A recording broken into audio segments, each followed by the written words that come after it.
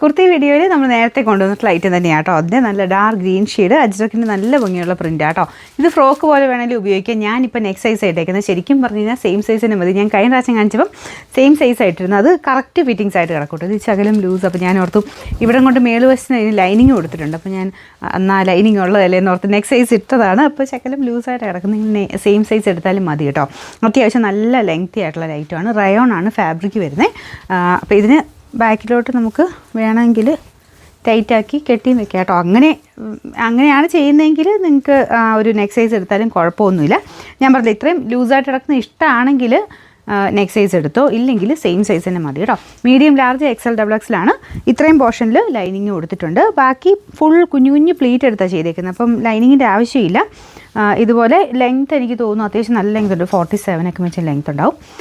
അപ്പോൾ ഇതിൻ്റെ നമ്പർ ഞാൻ കൊടുത്തേക്കാവേ. റേറ്റ് 590 രൂപയുള്ളൂ. 590.